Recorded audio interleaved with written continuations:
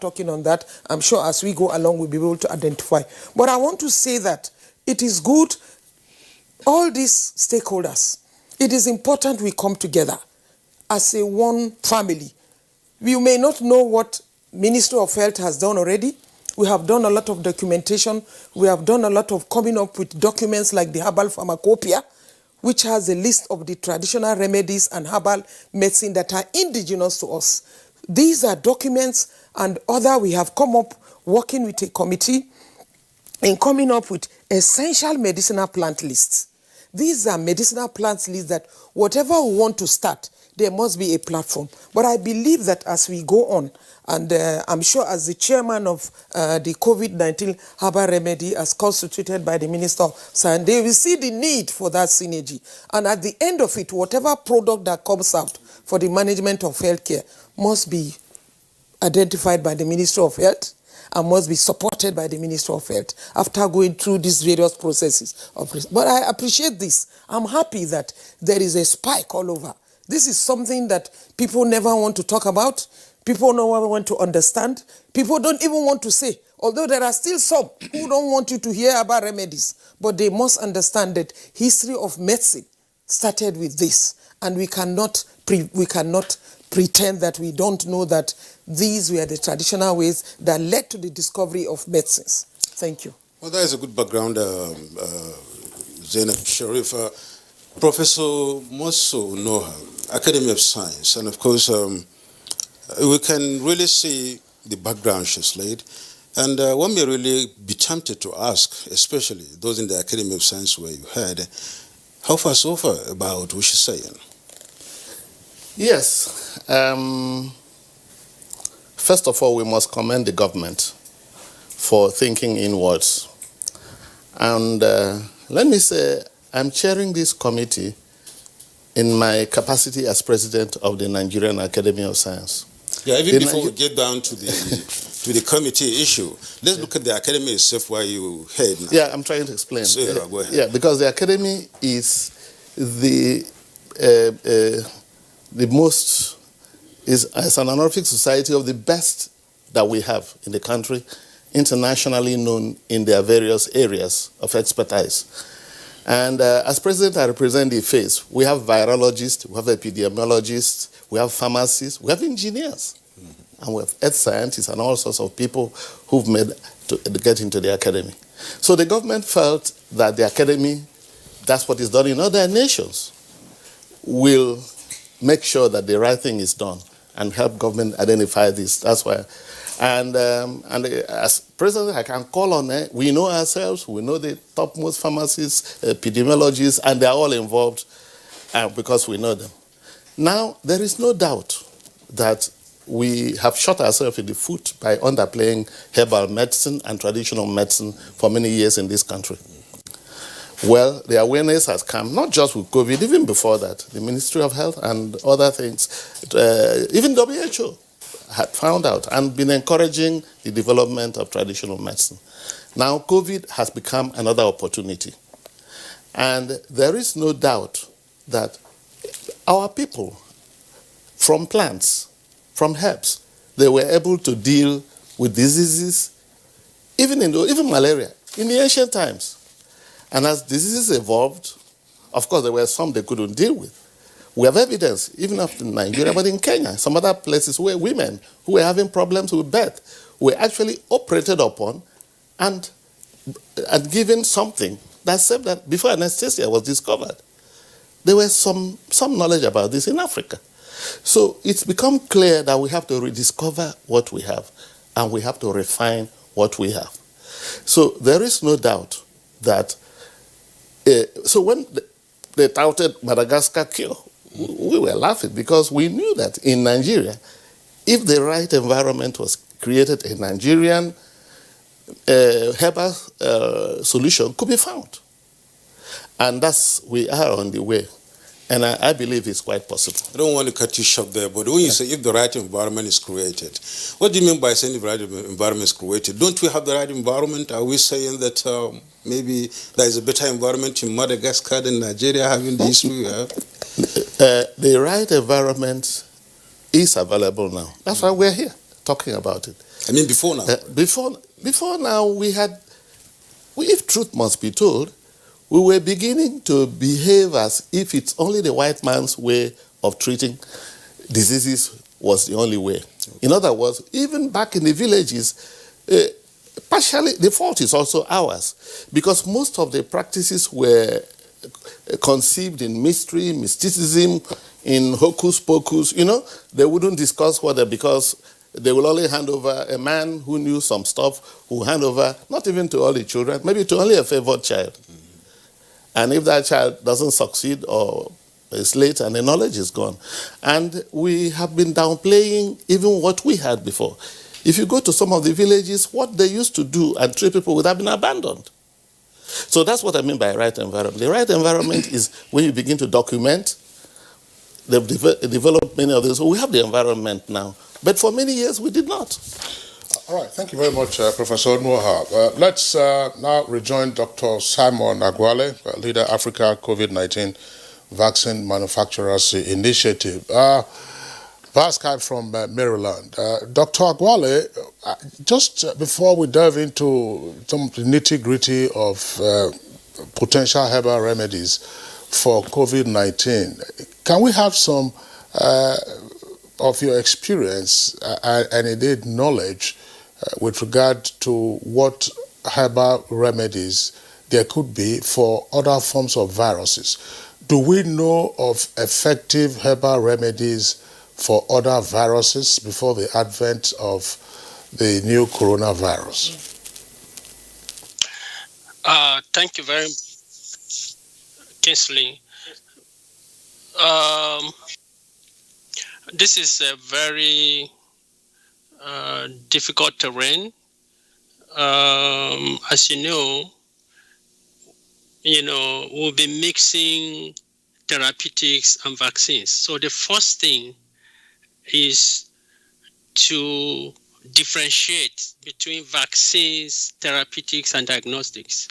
Because I read a lot of Nigerian newspapers and hear a lot of what journalists say. They always call herbal remedies vaccines. Vaccines are not herbal remedies. Herbal remedies are not vaccines. Vaccine is a biological substance that induces immune response to protect against that pathogen. Now, herbal remedies can be a part of therapeutics because they are considered as treatments for the various diseases that we have. So the procedure, before I answer that question, it's important for us to know the procedure for validation of the herbal remedies. Many years ago, I was at NIPRID. I was in NIPRID, and that was during the HIV era. I think about 16 different people came and said they had cure for HIV.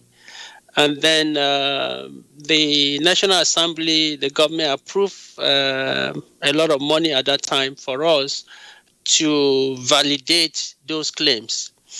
And I can tell you, and you can confirm that from NIPRID, that none of those claims turned out to be effective against HIV. There was only one that actually showed some enhancement of the immune response, but it didn't go anywhere. So the procedure really is to strengthen NIPRID as an institution to be able to carry out these investigations. The first is to look at the antiviral properties of those claims, and the second is to see whether they also boost the immune system. Now, there is no lab in the country right now that can boast of having that capacity to carry out these tests, because you have to grow the virus, you test these extracts against those viruses. This is the first step, and then you test whether those things are safe, and then you test whether they have the immune properties that they claim before you move to the next step, which is the clinical trials. So I think that giving 36 million naira, I don't know what the committee will be doing, because the capacity does not exist in the first place to carry out these tests. So I will suggest that NIPRI be given the resources to strengthen the capacity. And all these people that have claims can submit their claims. They have, I think, they have the right procedure there to NIPRI, so that the right thing can be done. That is, growing the viruses. We can contribute. We can help NIPRI to build that capacity and test to see whether these extracts have effect against not just antiviral, specifically COVID-19. You know that there are some HIV drugs that are working very well against HIV, but they've been tested against COVID and they have no effect. So it's not just to say it has antiviral. Does it have anti-SARS-CoV-2 activity? So that is basically what we need to talk about. If you want me to talk about the procedure for vaccines, I'll be very happy to do that. But now we're talking about herbal remedies. Get down to the professor. It's now it's on your table. It seems like the committee. I'm just wondering, Yusuf. Yeah. Just before we return to Professor Onwaha. Yeah. I see Pharmacist Zainab. There's the other leg of the question I asked Dr. Agwale, namely, before we proceed to say we are looking for potential herbal remedies for COVID-19, which is coronavirus disease, the 2019, do we know of herbal remedies that are effective against other known viruses? Like I said, a lot of research has been done. We don't need to reinvent the wheel. We have what we called WAHO, West African Health Organization, whereby we have documented medicinal plants from the West African region. And most of these medicinal plants were given to researchers to work on, researchers in the universities who work on these plants to be able to look at, do these plants have antiviral properties? Like, we should understand it one step at a time. First, you look at these plants. Are they potential antimicrobial agents? Do they have these antiviral properties? I must say that a lot of plants have been shown to have that antiviral properties. That is why you see they now call them immune boosters. Okay? I always like to mention the one people know, and the one that has a lot of work has already been done in it, both nationally and internationally within the West African sub-region. I want to say even things like Zinzibar officinalis, the common ginger, the cure-all that they claim, which is known as the alum cepa, the garlic, and then the alum sativa, onions, because we see these things every day. Because we use these things every day. We don't understand that these are the potential antiviral foods that God has given to us, which we consume daily. But we don't know, maybe because of their properties, man may not catch these diseases always. But these are well-known, documented scientifically. And the all sort of, even the Venona abangladida, the bitter leaf, these are documented science. What I want us to understand is that we must always bring science in within our terrain, like Professor has said. The villagers, you try to look at what they have done. You see, even the greatest scientists, when the evolvement of opium from morphine from opium, it was discovered that some traditional practitioners were using it as a cocktail. Then scientific research was carried on to be able to identify, and then science saw that they want more potent active ingredient. I want to bring out the insight that will specifically give me that activity. That's led to the discovery of pharmaceutical drugs through processes. 1803, one of the scientists came out with the extraction of salicin from the willow bark. If the practitioner did not use the willow bark to give the concoction, the scientists wouldn't have known that that willow bark has a problem. The problem we have here is the attitude of we, the scientists. and maybe both the practitioners. That's why I say I'm happy with this spike. I'm happy we have people coming together from the academic of science, the science of all, working to come and see that already we don't need to reinvent the wheel. Like I always say, we could copycat. Indian pharmacopoeia, we have 17 volumes of Indian pharmacopoeia, which was given to us when we went to understand the Ayurvedic system. They have all these plants. What we need, do we have similar plants because of our geographical and climatic terrain? Then you start from there.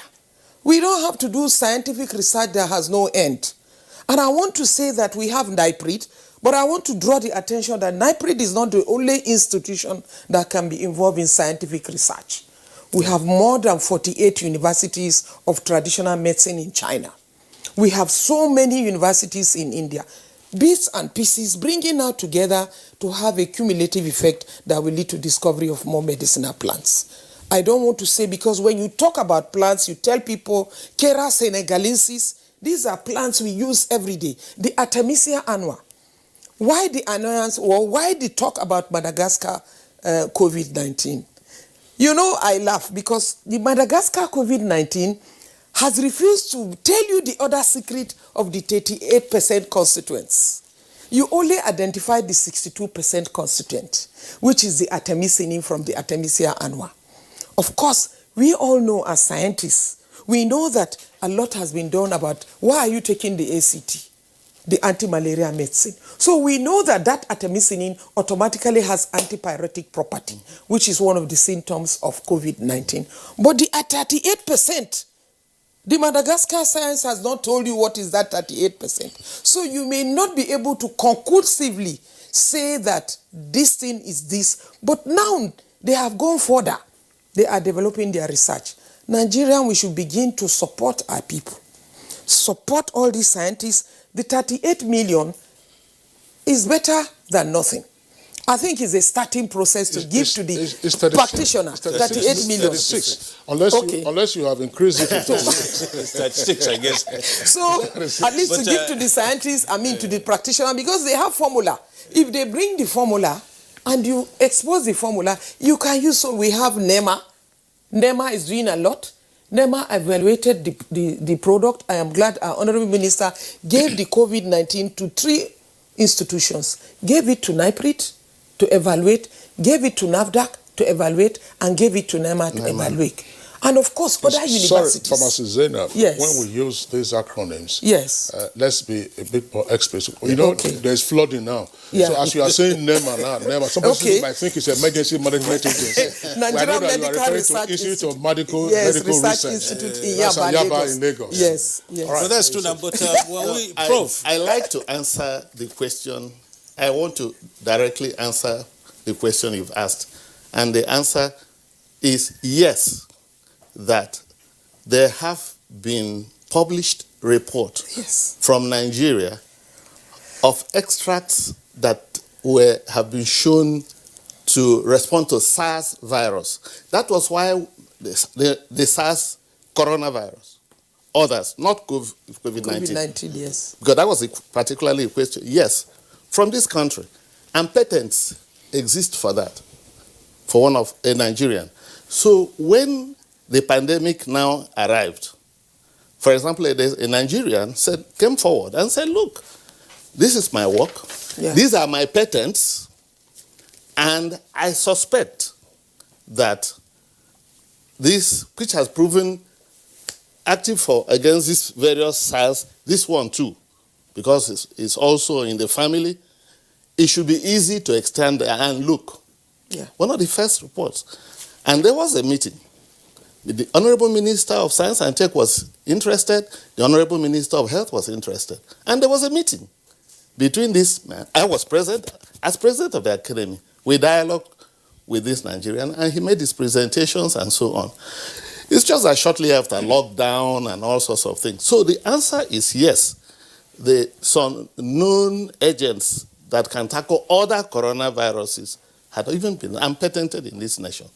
That was the answer I wanted to give. Now, let's look at the Committee. The committee, Yeah. for sure, because that is what is really trending, if I may use the word. The Minister of Science and Technology inaugurated you on Monday, there about a couple of days ago. Yeah. What exactly are you going to do? Thank you. Well, first of all, let me explain. When people talk about money, 36 million, how many dollars is that and all that? But you must praise the Honorable Minister of Science and Technology. What many Nigerians do not know is that when he made that pronouncement that if any Nigerian has anything, the index case in this country had not been imported. The coronavirus SARS-CoV-2 had not been declared a global pandemic by WHO. That was in March.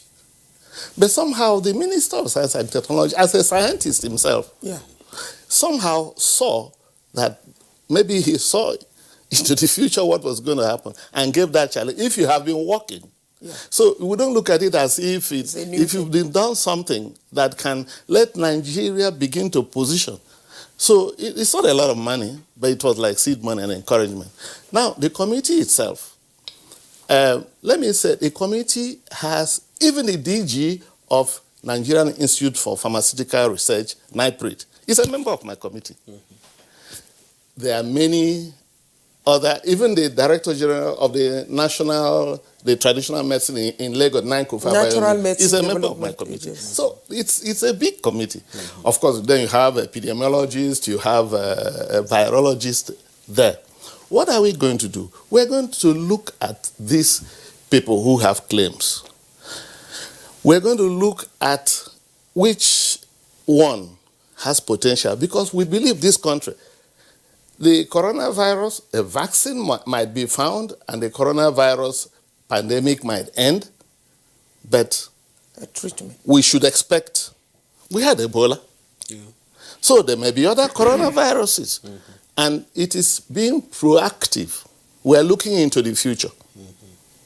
So it's good to know what Nigerians have. We're going to evaluate them.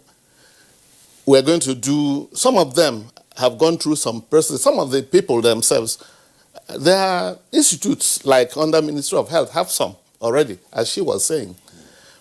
And there are those who will probably show up from the villages and say they have this, I usually refer to all of them as some kind of conquer mixture that will do this. Yeah. We will find out what is there.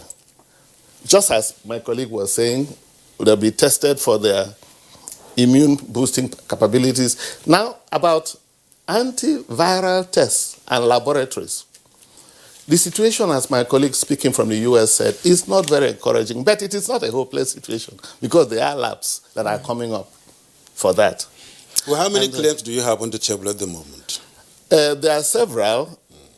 One other thing about our committee is that even though the herbal remedies dominate, but there are other Nigerians who have made submissions. There are apps for contact tracing that involves ICT. Nigerian has developed a contact tracing app. It will be evaluated by the experts, and if it's good, that's what Singapore used, that's what South Korea used. There's a Nigerian that says, look, why you shoot an infrared this thing on me when I'm coming? If you pass through a door, he has a gadget that will register your temperature. So you won't even know. If the guy is sick, you don't have to embarrass him by stand this way. You can then call him because he won't even know when you took it. There are personal protective equipment that have been designed and submitted to the Minister of Science and Technology.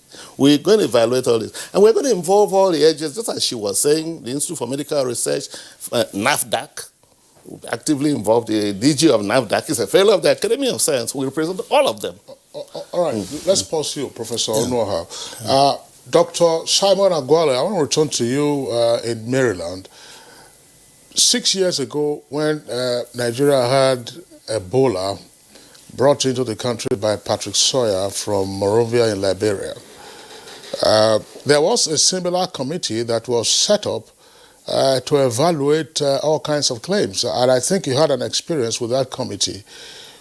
From your experience, what advice would you like to give to the instant committee now headed by Professor Kalu Onuoha?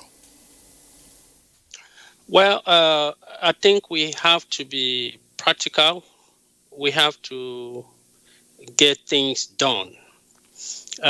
Science is global.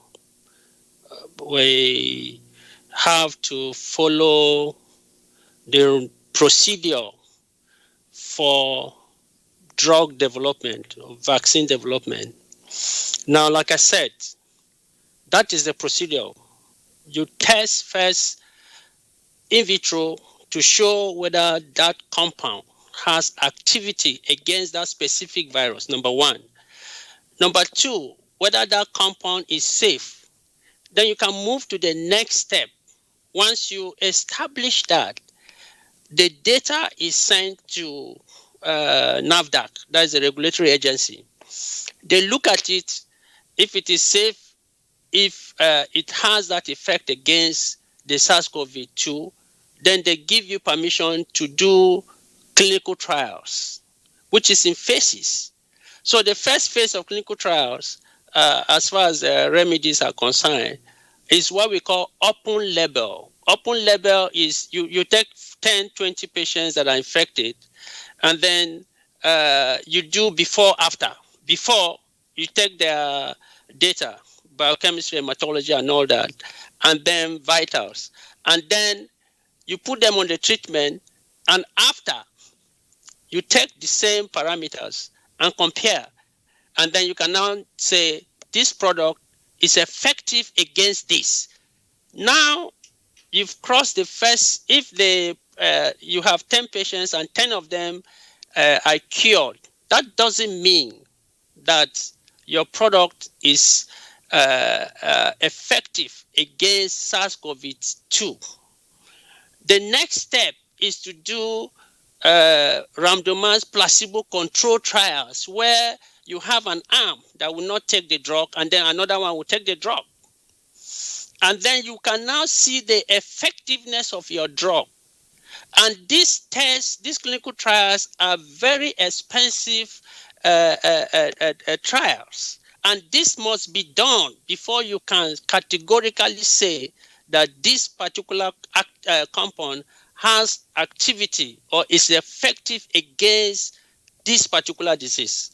This is the procedure. So once you do that, then the data, after the randomized placebo-controlled trials, is submitted to the regulatory authority. The regulatory authority will look at it, and then if they are satisfied, they will now license that product for use as a drug against that particular condition.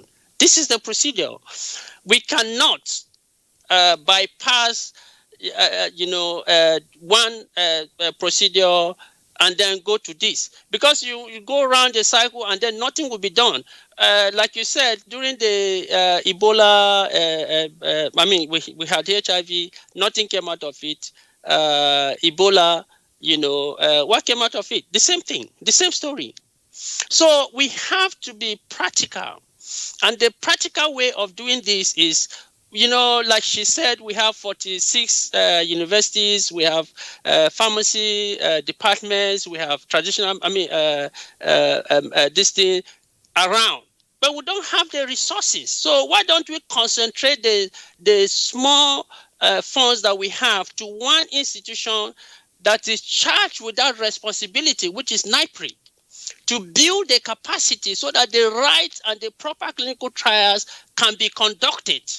And then we come up with a product that will help our people, and then who knows, probably the solution will come from there. But we have to do the right thing. Now, putting funds forward to say this is the price. If you come up with a cure for COVID-19, this is the price you will get. This question is, who fund the studies? The study has to be done first to establish the effectiveness of the drug before you win the prize. So who will fund the studies? These things are not cheap to do. Give me an example of vaccine trials, for example. The whole process from the exploratory to licensing is about $100 to $1 billion to develop one product. Just one product.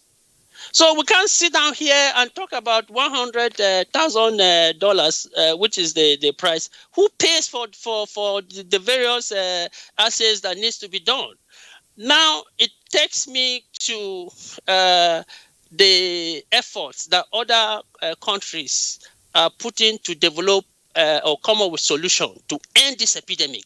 This is an epidemic that has cost the world trillions of dollars. I heard the vice president said a few months ago that this epidemic, this pandemic, is costing Nigeria about $200 billion $200 billion naira, every month. So if this thing is costing us 200 billion naira every month, what is wrong in taking at least 100 billion naira, for example, to set up these capacities so that we do the right thing and find solution to end this epidemic? All right, Dr. Simon Agwale, thank you very much. Dr. Agwale has raised some very important points. Those points relate to the funding of the work of the committee and the interrelationships amongst the committee members. What do we know at this time about how the committee intends to work? Is each of the entities, each of the participants going to fund its own operations, or there is a common pool of funding? How then do you manage sometimes disparate, if not competitive, interests that you would find in such an amalgam of professionals and experts? Very quickly, Prof. Yeah, maybe, first of all, people think it's like the committee is going to come up with, this man has won the prize, this one has won the... No, it's not about that. Let me just clarify that some of the people who have come forward, who are coming forward, already have NAFDAC listing. So what we are supposed to do is to look at the whole process. Some of them may need to look at where they are producing from and recommend. The key thing that is lacking in this country is what my colleague from the US was just saying. It is a money for clinical trials. Some of the people have been struggling with clinical trials for long, for what they have already passed the listing stage from traditional medicine. So we will now be able to recommend. What is exactly saying is where we are going to. If we can recommend now to the federal government of Nigeria, we've looked closely, we, the academy, with all these organizations that are in this, that this has promised, and then whether it's at NIPRID or at NIMO or even in a University of Lagos or wherever, or Abuja, where we decide, or we create like they do in India Institute of Medicine or whatever, where this will now be done. Well, so it's not that the money, even the Minister of Science and Tech is going to look for the money, but he needs the evidence that to support. Most of the clinical trials have not been done. Yeah, all right, thanks. Very quickly, we know that there will be no shortcuts, and indeed there are no shortcuts to all of this. Yes. No. But does your committee have a time frame? Yes, initially for at least, the work is in phases. This first phase now is just to interact with those who made claims. They should come and demonstrate. And then quickly, I believe there'll be some of them that we will quickly know that it's not feasible. Then it's to separate the wheat from the chaff. That's the very first stage. All right, pharmacist Zainab, you are hopeful that we're on the right track in terms of collaboration and cooperation? Oh, yeah. I'm glad. The question is not for you. I am glad, but I feel there should be more synergy. There should be really more synergy because, like all we have said, if there's that synergy coming together, what do you have? What do I have? How do I consolidate? You must remember that at the ministry angle, there are policies. We set these policies, we set these documents for implementation by the relevant agencies. So it's always important that we come together a lot, like the minister has said. You must bring all of us together on board so that we don't need to reinvent the wheel. And I'm glad that you have said there are phases. But what is important in all this to our government is that, to all Nigerians, is that we must do that political will to support this research. This committee may be able to come out with potentials. And it's not just that you will just say, this is the one. But what I see is that I am an advocate of this empty space waiting. Before you go and get a vaccine, before you go and get the pharmaceutical drug, it's going to take how many years? Isn't it? You know it's going to take years. Oh, sure. So what will you be doing? Like I always say, my father has, for example, my father has diabetes, Okay, and there's bitter leaf that could be used in supportive, that could be made into phytomedicine before I go to pharmaceutical drug. So do I tell my father to wait until 10 years when I brought the pharmaceutical this thing? So there's always, that's the purpose of remedies, Right, which we can use. Zainab Sharif, Thank you very thank much. you so much for It's a those pleasure. elucidations. But it seems like this topic is very much Inexhaustible. Yes. We really have time for that, and then talk much more about it so that we can get into the, the center of it and then have it out for the people.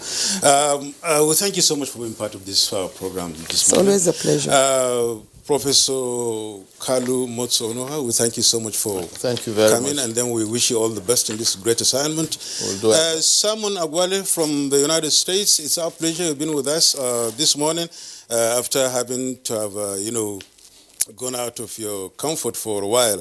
We thank you so much, and we hope you're going to be with us when next we come with this topic, really, because it's inexhaustive. We are going to take it up and then get you across. It's our pleasure we've been there. We now take a break. We shall be back in a moment. Good Morning Nigeria continues. A new edition of TV Guide is out, featuring great personalities from all walks of life. Expository interview with a young TV presenter who shows passion on what she does, Morayo Afolabi Brown of TVC. Pick a copy of this compendium of mind-blowing stories and get abreast with issues as regards media convergence, leadership, health, star profiles, star programs, fashion, sports, human angle stories, and lots more. Meet some media professionals within our space who have paid their dues in no small ways. TV Guide, very incisive, very educative and compelling. Grab a copy at the vendor near you or NTA stations nationwide. TV Guide, your indispensable companion. Disinfect and protect your home with Jik. Jik kills 99.9% of illness-causing germs. Disinfect floors, kitchen and bathroom surfaces, and wash white cloths, towels, and dishcloths with Jik bleach. Just Jik it. Disinfect and protect your home with Jik. Jik kills 99.9% of illness-causing germs. Disinfect floors, kitchen and bathroom surfaces, and wash white cloths, towels, and dishcloths with Jik bleach. Just Jik it.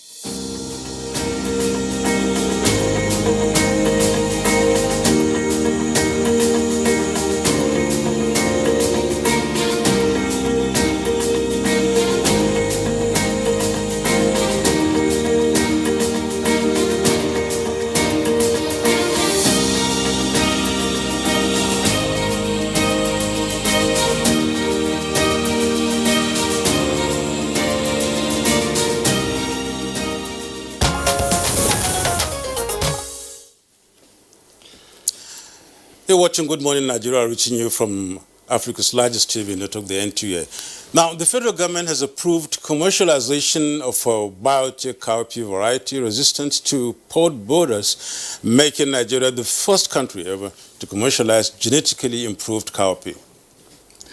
That's right. Now, the approval has been given for the registration and commercial release of the pod borer resistant cowpea. And this is after more than 10 years of intensive trials of genetically modified cowpea and a breakthrough in eradicating what is referred to as Maruca vitrata pod borer.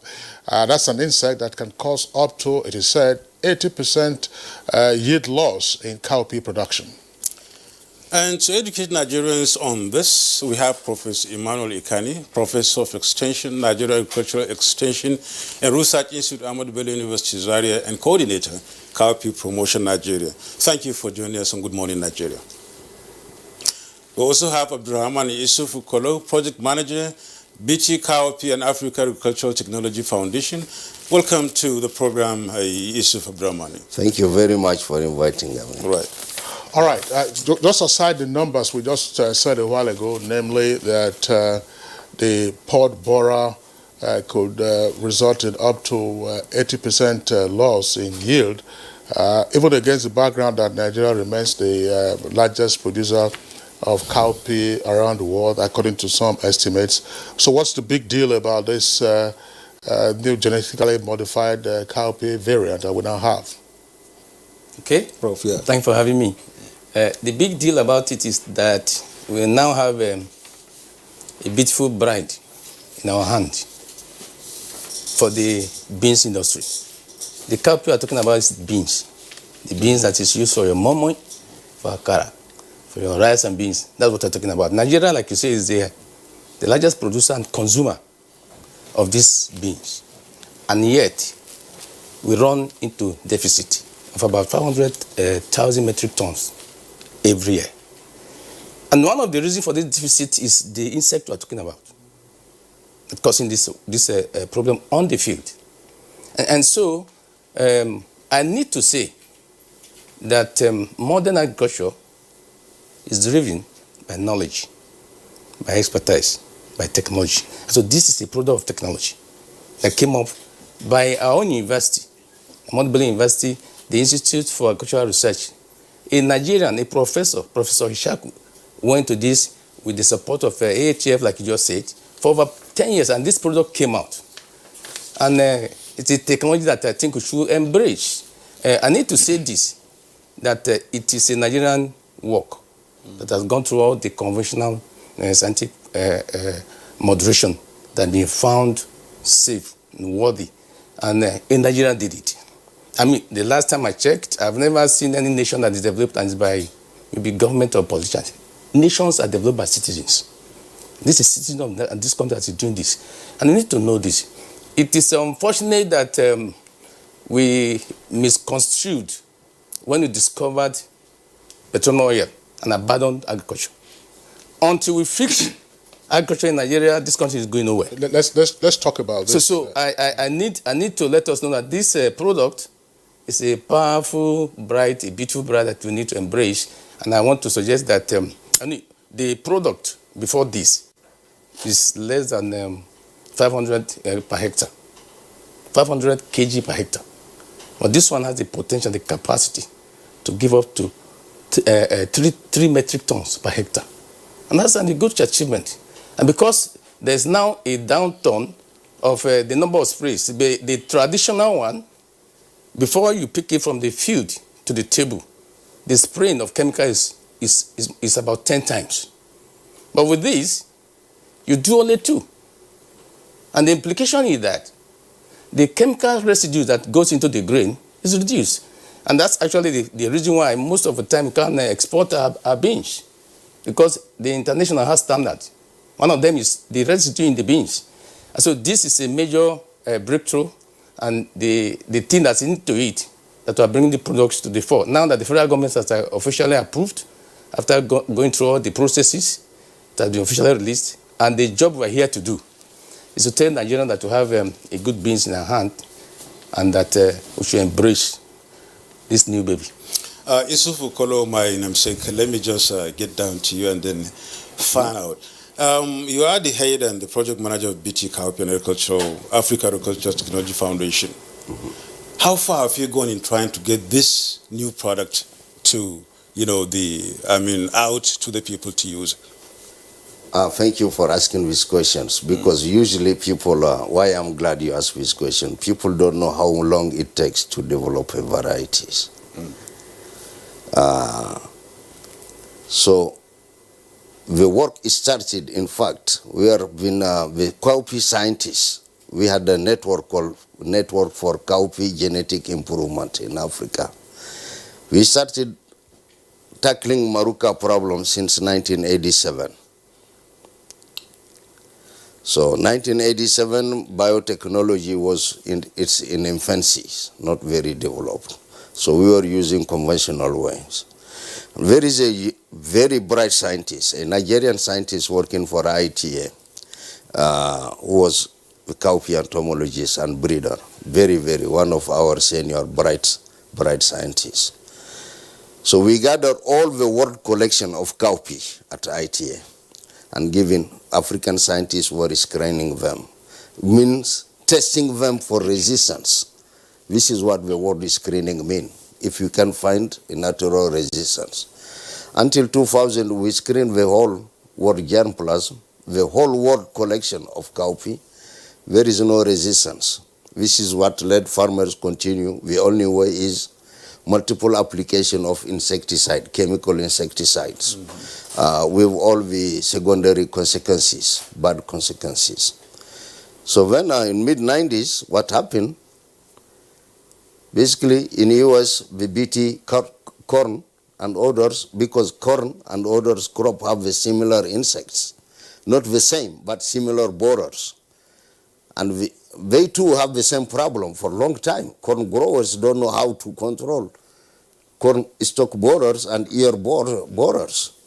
So until this technology came, so we said, but why don't we turn to this new technology, which is largely adopted now in the US? Why don't we turn and adopt it? So let's sit down and write a research proposal around 2000. And it was written and accepted. We financed it. USAID, we turned to USAID, which accepted to fund the research. So basically, since 1987 up to now, it was only last year, but only by using biotechnology, we were able to get breakthrough. So you can make the arithmetics. It is more than 10 or 15 years in the development. So it is minimum 15 years of efforts by different scientists. Well, congratulations. Really. Thank you. You've got far in that. Yeah. But when the Prof was talking about, beans being the cowpea, and everybody knows that is what it is, we're the largest consumers, and of course the largest producers. And it so seems as if you are not, comfortable with the rate at which our farmers are growing beans at the moment. That's why you've come up with this new brand. And they really want to inject it into the market. What has gone wrong with the old one, in spite of what you're seeing? Everywhere you go, you see beans all over being planted, and cowpea, as you call it. Okay. First thing I want to say that's wrong with the old one is low yielding.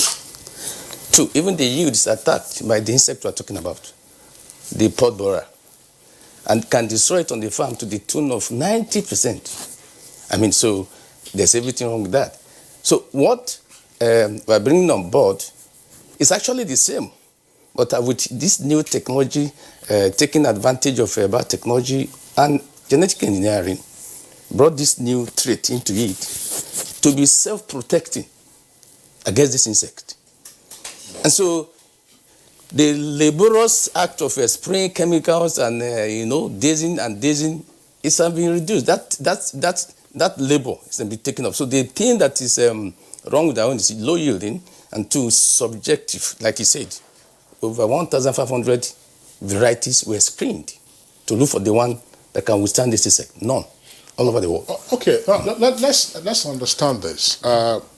We have had cause to deal with some of the issues relating to the preservation of grains, particularly in markets.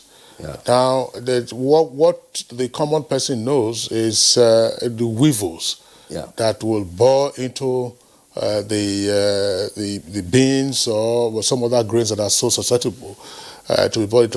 Is this also a protection against the weevils that are already in market stores and shops? Okay. No. If you don't mind. No, this is not against the weevil. Although the weevil, we got some techniques have been developed where in storage you can control. If you have the double bag techniques and other, you can control the weevils, at least minimize the damage. So weevil is certainly one of the most damaging insects, but this is storage. But before you go to storage, you need to produce. Yeah, sure. So the question is what Professor Ikane was saying. With Maruca. Maruca is an insect which survives most of the time in the southern areas and migrate north. So it attacks, the flowers are already destroyed, the growing points.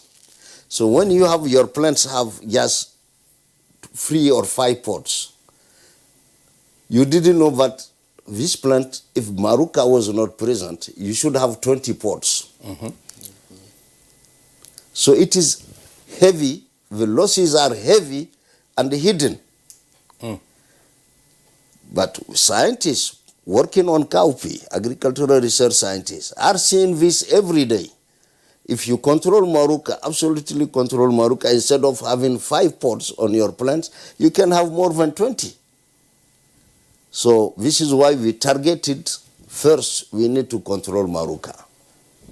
When you control Maruca, other people are working already on the storage insects. Is this similar to what they call the tomato Ebola? This something absolute that came around sometime. No, it's not the same thing. It's different. Or army worms or all of that. No. It's different. They are from the same group of big insect family.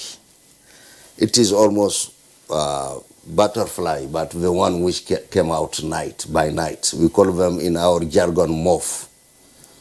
So you see them only by night. But it is the larvae. The female like the eggs, and the larvae does the damage, not the adult flying. So Tuta absoluta is also a moth. Oh, so it's the female that does the damage?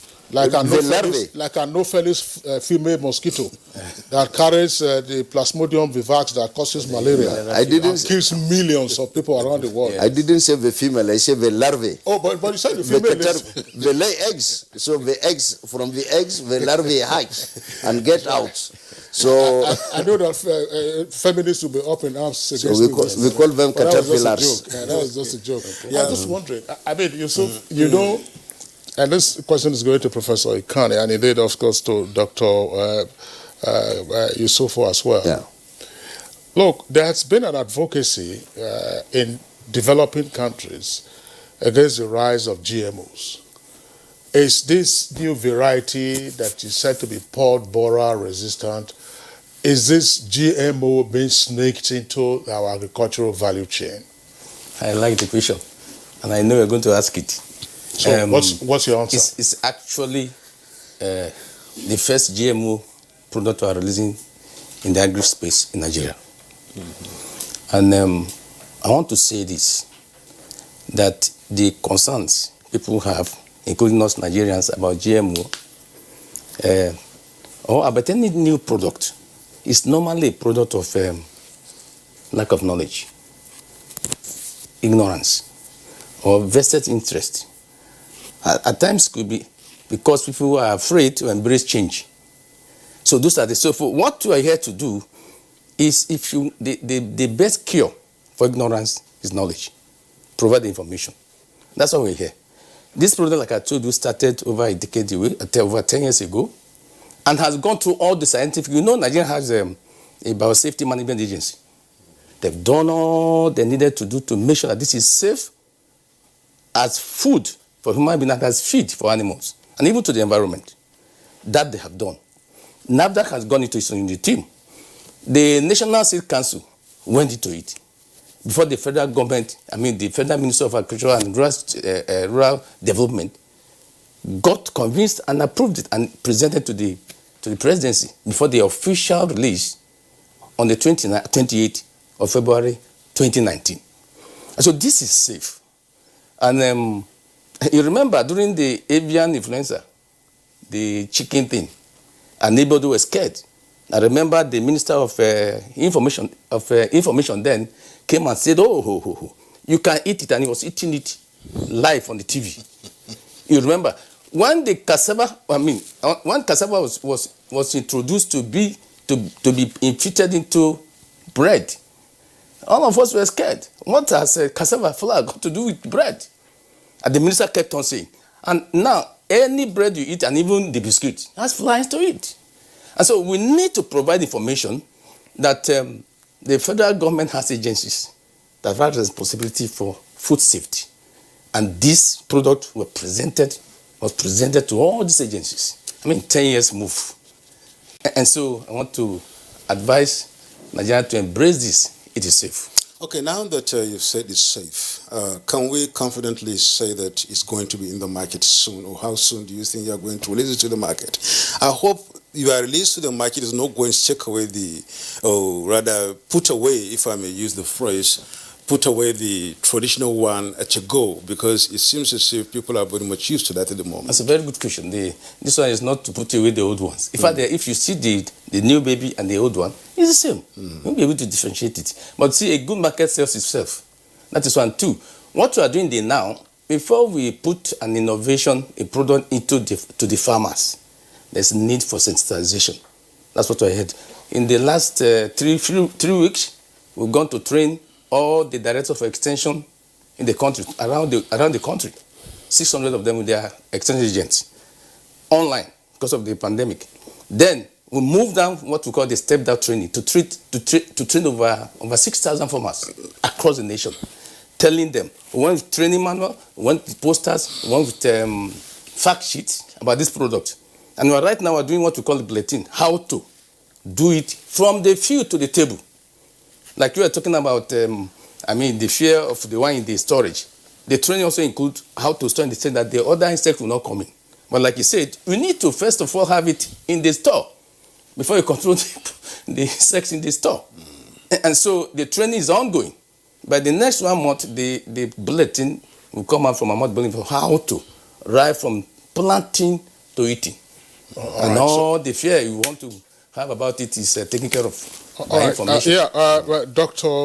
Isofu, I wanted to also respond to the concerns that have been raised about GMOs, because we do know that there was some uproar in some developing countries when they were almost being compelled to accept GMOs. Zambia, for instance, they said you must accept it, otherwise, there could be some economic sanctions.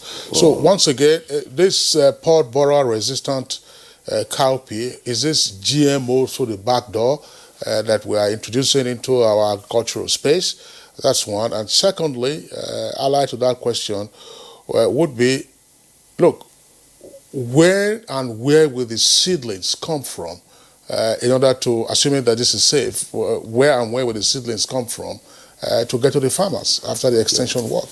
So you get, thank you for your multiple questions. I will start by saying GMOs are safe. I did my studies from BS to doctorate in US. I was growing GMO, I was eating GMOs. And today, if you drink Coca-Cola or you go to ShopRite, you buy milk, probably 99% chance is the cow where the milk came from is fed with GMO soybean, even if it is in Holland. The reason for the fears, which I would like to say something, I will transgress a little bit before going into with your accord. People have to be people have to be very careful. Africans. When it came in the 1960s, 70s, when it came, India and Asia were going on the agricultural revolutions. Hybrids were being introduced, new type of varieties. What were people saying concerning Africa? Oh, these technologies are not for Africans. Africans are not ready for it. And where did we end up? Massive importation of foods. So there is always a romantic view presented to us of our system, very romantic view. We should go traditional, we should go. No, we need to develop, to modernize. Africa is not on planet Mars. Africa is on Earth. Whatever technology is good for others is good also for Africans. Maybe we don't have the means to bring it. But when we have the means to bring it, it is a crime not to bring it to solve our problems. So GMOs are very safe, highly safe. This is one of the most scrutinized safety-wise food ever to be put on human being table. That is the cowpea. No, GMOs in general. These are the most analyzed, scrutinized. That is it. Yeah, the cowpea is safe. We did all the safety tests, we did all the analysis, we submitted our dossier. Yeah, but we cannot end the discussion without having to know the timeline or the target when these things are going to come into the market. If it were not for COVID, sir, I will tell you, if not for COVID epidemics, the commercial seeds should have been available to farmers. To farmers this year. All right. It was COVID. Who produces the commercial seeds? That's part of the argument against GMOs. That's a topic for another day anyway. We have had to engage it on Good Morning. Just hang on a second, Dr. Sofu, that look, it creates a monopoly and then a dependency on a single source. That's the argument that has been made against GMOs. But in this case, in terms of safety for human consumption, you have indicated that the pod borer resistant cowpea has cleared all the tests. I will take your word for it. On that note, we'd like to thank you for being with us on Good Morning Nigeria. Professor Ikanin Emmanuel from ABU and Dr. Isufu Kolo Abdul Hamane, who is of the Cowpea and Africa Agricultural Technology Foundation. Gentlemen, our pleasure having you on Good Morning Nigeria. Thank you for having Thank you very much. All right, so it's Good Morning Nigeria. We still have a last topic, and that has to do with the National Identity Day. Take a short break now. For now, the best and most efficient way to avoid getting infected is through regular hygienic and sanitary practices, as well as social distancing. As individuals, we remain the greatest weapon to fight this pandemic. By washing our hands regularly with clean water and soap, disinfecting frequently used surfaces and areas, coughing into a tissue or elbow, and strictly adhering to infection prevention control measures in health facilities, we can contain this virus.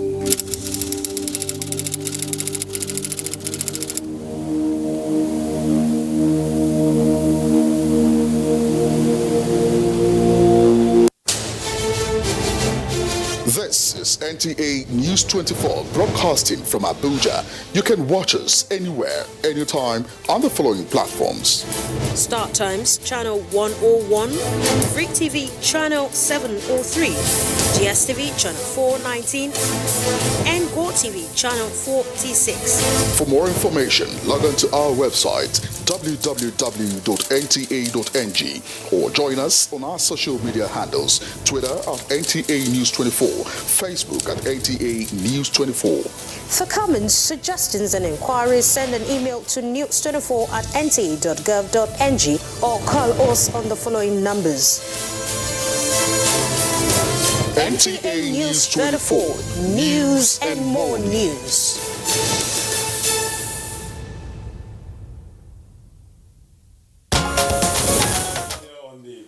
Today is the second anniversary of Nigeria's National Identity Day, and the theme is Identity for Health, Sustainable Development and Growth. And in the studio with us to discuss the need for legal identity for all Nigerians and all citizens of the world is Aliyu Aziz, Director General, National Identity Management Commission, NIMC. Welcome to Good Morning Nigeria. Thank you very much. Good morning, Nigeria. What's up today? Well, today is Identity Day, Right. and we are so happy that this is the second commemoration day to make identity very important and as foundation for almost everything to do with our existence. Just like a child is given a name, it's the same thing with identity. And today we celebrate the SDG goals 16.9 that talks about giving identity to everyone, including legal identity, including birth registration by the year 2030. And we want to beat that target. I don't want to... Let me just get across. Yeah. We don't want to define the significance, as you've already said, of an identity. Everybody needs one and should have one. And how does this one influence development? Well, as I said earlier, you need to know your people. And by knowing your people, it allows you to plan.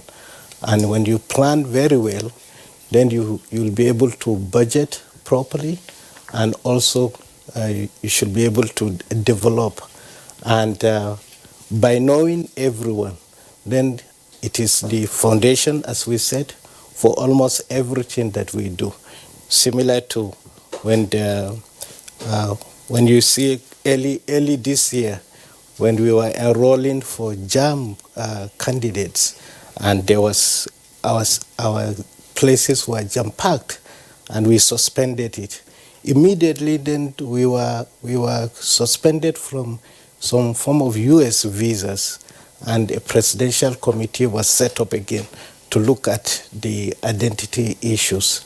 Then came, before even the presidential committee finishes, then came COVID-19, and then it makes it very, very clear that we do not have data, and we need data to even help and give palliatives to the general public. So it's very, very important. What is the linkage between observing the Nigerian National Identity Day and getting all Nigerians, or most Nigerians, since you are doing it in phases, get their NIN, which is the National Identification Number, and indeed the National ID card? So what is the linkage?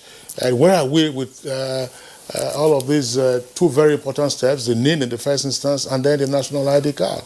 Well, our focus has been on the NIN. That is the digital identity. Once that one have gotten the NIN, you are very much in tune that you have some form of identity. Why? Because now we are in the 21st century, and in 21st century we do almost everything in digital form. We do digital payments, we do digital communication. Therefore, that allows us to use the NIN as the foundation for identity. Card is much more of some form of convenience, and ours is a general multipurpose card. Therefore, the memory is very large and so is expensive.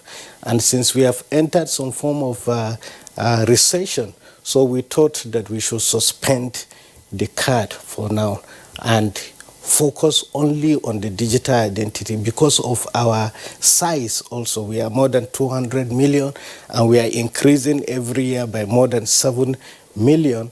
But so far we have enrolled 42 million.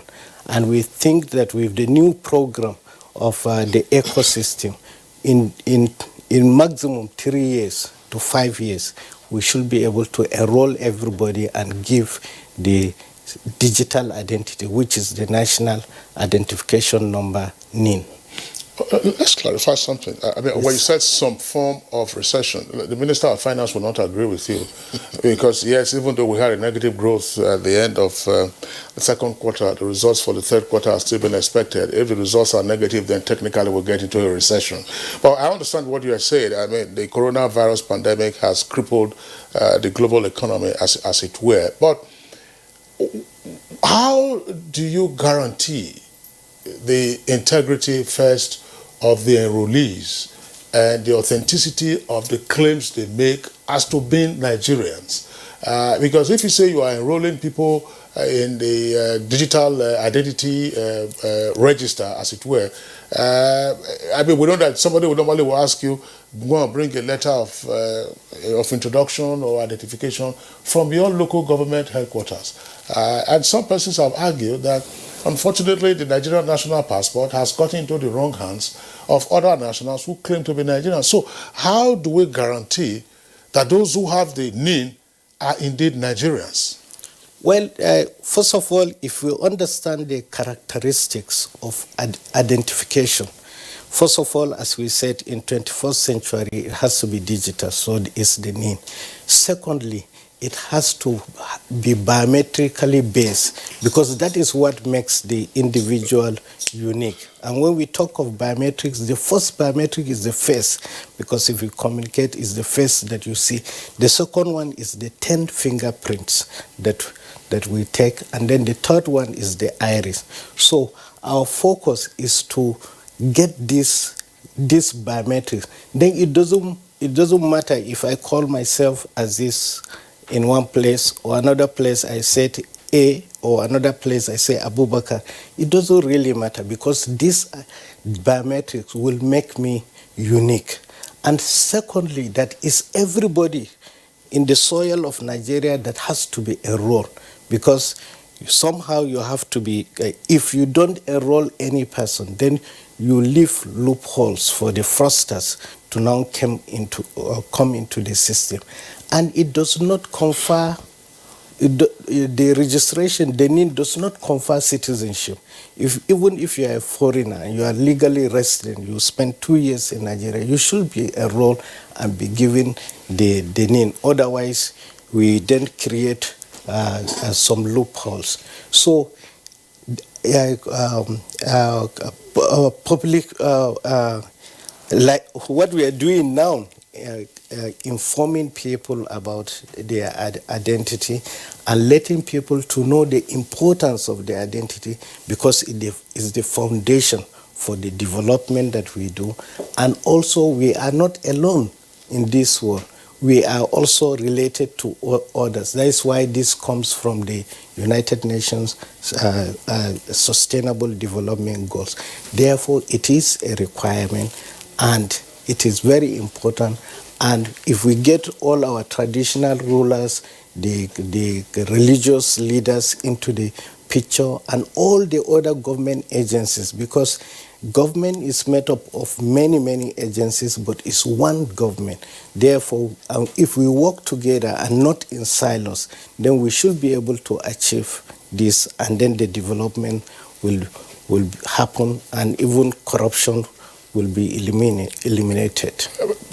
Please, I would like you to clarify this. You made the point a while ago that the NIN, that's the National Identification Number, does not confer citizenship. Yes. That is dealt with in Chapter 3 of the Constitution. Yes. But you also said that foreigners who are legally resident in Nigeria for up to 2 years, you said, yes, sir, can also have the NIN. Yes. Now, what is the validity of the NIN? For how long can you hold a NIN? If I live here for 2 years and I acquire a NIN, and the third year I take off, does that NIN continue to remain valid even if I'm living in Australia or in New Zealand or in some other part of the world? For how long is it valid? Yeah, because you now become a digital citizen. Therefore, your NIN is valid until when it's rested. Therefore, the validity is between birth. The moment a child it will be given the NIN, and until death. So it's only after death that NIN can be rested. And that number will not be given to any other person again. Because as I said, we are in digital era. It's not like telephone number that when you don't use it, it will be given to another person. No, it's going to be specific to you, to that particular identity, because we all agree that with the face, fingerprint, and iris, then you'll have uniqueness, and it is assigned to you. Is the NIN not a prerequisite for acquiring national ID card?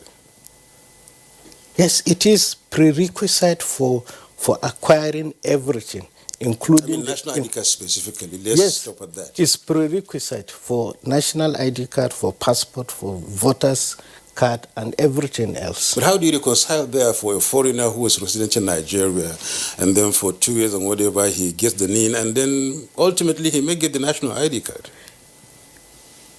No, national ID, you should be given a national ID card. National ID card is also, as I say, is for convenience. Any person that is given NIN and is 16 years and above is entitled to the national ID card. Mind you, I said the national ID card is a general multi-purpose card that have many, many functions. Therefore, everybody should be given.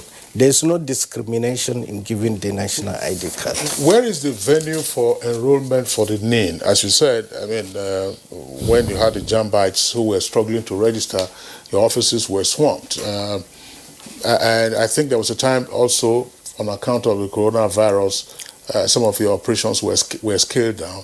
So now that the economy is reopening, if not fully opened yet, where is the location for enrollment? And what is the cost, if any? What is the cost of enrollment, if any? First of all, there's no cost for enrollment. Government agrees that your first contact with NIMC is free, and it will continue to be free for especially the ecosystem that we talked about. Right now, we have about 1,100 centers nationwide. So we are in all the local government areas and special centers, some banks, And we are working on getting onto the ecosystem whereby all the telcos are also using their outlets to issue the NIN. All the banks are going to issue the NIN, and also all the PFS, the pensioners. So all the sectors have now embraced the NIN. Therefore, we will be able to then scale up and have all Nigerians, because we are large. We agree that what we have now is not enough. That is why we came up with an ecosystem. And very soon, when we start it, we will move. All right. Thank you very much, Engineer Leo Aziz, Director General, National Identity Management Commission. We'll like to, of course, join you in celebrating the second anniversary of Nigeria's National Identity Day. So thank you very much. Good luck and best wishes. Thank you. All right. So that does it for us today on Good Morning Nigeria. We'd like to thank you for tuning in. We are back tomorrow, same time, 7 o'clock in the morning. Until then, stay safe and be well. I'm Kingsley Osadolo. And I am Yusuf Nadal Guzman. Thank you so much for being part of the show.